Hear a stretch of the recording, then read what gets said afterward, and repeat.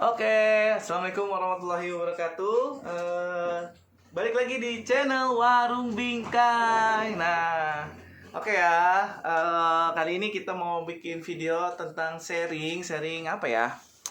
Sharing tentang proses pengiriman barang pecah belah. Jadi baru aja tadi kita dapat komplain bahwa ada customer yang mendapati paketnya itu pecah. Dia order berapa? Tiga, pecah satu. Harga bingkainya berapa? Bingkai 56, cetak 91-an. Nah, harga bingkainya 56.000 pakai kaca, sama cetaknya jadi 95.000. Dia beli tiga, pecah satu. Dia minta gantinya 100.000 ya. Lah untung dia ya kan.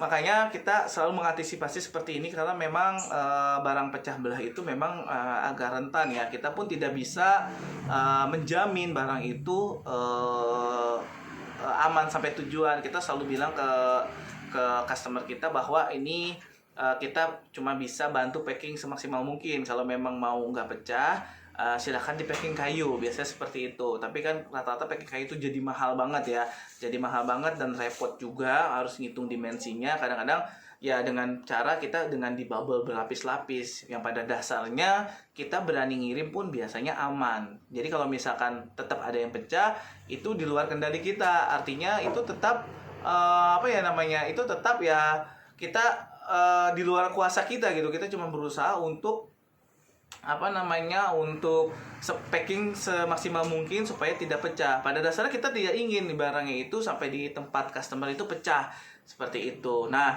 kalau misalkan untuk menjaga-jaga kondisi seperti ini, biasanya kita selalu kita announce, kita kasih tahu lagi ke orangnya bahwa yakin nggak mau tetap dikirim gitu, karena segala kerusakan itu di luar kendali kita, tidak bisa kita klaim.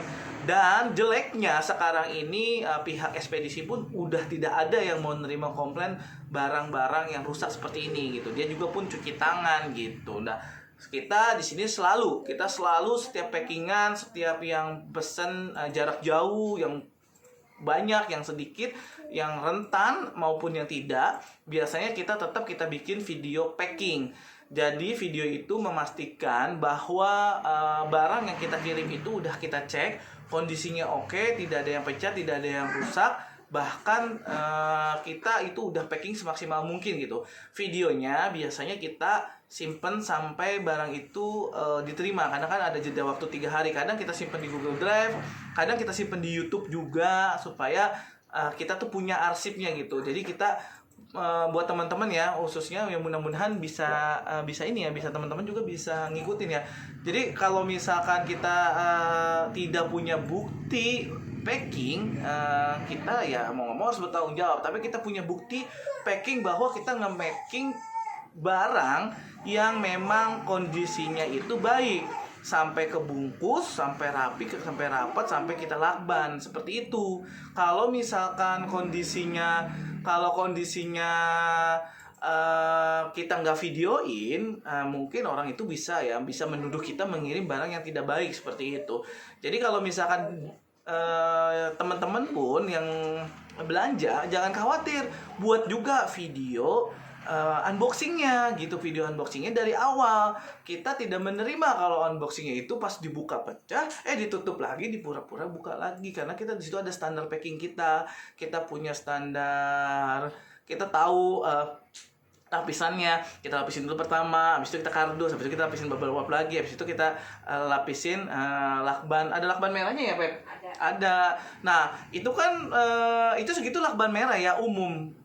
Harusnya sih kita nanti pakai lakbannya signature kita, nama logo kita gitu, supaya kalau udah kepotong, udah robek, nggak bisa disatuin lagi seperti itu. Jadi kita memang memproteksi, dan teman-teman yang menerima pun seharusnya memproteksi diri dengan membuat video unboxing sebelum dibuka. Bener-bener baru nerima, videoin aja gitu, videoin, buka, terus pecah. Nanti kita sama-sama bisa komplain ke ekspedisinya, karena kita punya video bukti bahwa mengirim dengan kondisi oke. Sedangkan penerima pun pas ngebuka dari masih tertutup, itu pun kita dalam kondisi belum dibuka, pas dibuka pecah. Artinya kan udah jelas di sini ya kerusakan terjadi di pengiriman, seperti itu. Siapa yang harus bertanggung jawab? Jelas pengirimannya. Jadi kita akan bantu teman-teman, tidak akan komplain ke ekspedisinya pun, kita pun nanti komplain kita bantu untuk komplain dengan bukti yang kita punya gitu. Kita pun tidak mau kalau misalkan barang yang diterima itu rusak. Pada dasarnya kita ya kalau ketemu ini malah jadi ribet sebetulnya. Makanya kita memproteksinya itu kita selalu videoin semua yang kita kerjakan, yang kita packing, yang rentan, yang maupun yang tidak, yang jauh maupun yang dekat, untuk paket ya. Terlebih lagi kalau misalkan Gojek, kita jarang sih kalau Gojek, karena Gojek tuh pure kalau rusak Gojek itulah yang ganti gitu sebetulnya. Memang sangat menyayangkan sekali ya kalau misalkan pihak ekspedisi itu udah mulai cuci tangan. Kadang baru bunyi-bunyi doang aja tuh dia nggak diterusin ke pembeli, dia tuh balikin lagi ke toko seolah-olah ini terjadi kerusakan. Pembelinya menolak, padahal pembelinya pun belum menerima, baru sampai gudang pusatnya rusak dia yang balikin lagi gitu. Harusnya dia tetap harus diteruskan gitu ya, karena kita punya perjanjian di online maupun di marketplace bahwa segala kerusakan di pengiriman di luar kendali kita tidak kita tanggung jawab. Jadi kalau membeli sama dengan setuju, seperti itu ya kira-kira ya. Jadi kalau misalkan teman-teman di sini merasakan dirugikan atas ini, yuk sama-sama bikin video unboxingnya. Saya punya video unboxingnya, kalian punya video unboxingnya. Kondisinya harus dari awal, dari pertama kali menerima, bikin videonya. Jaga-jaga. Saya pun begitu, kalau beli online saya selalu bikin videonya.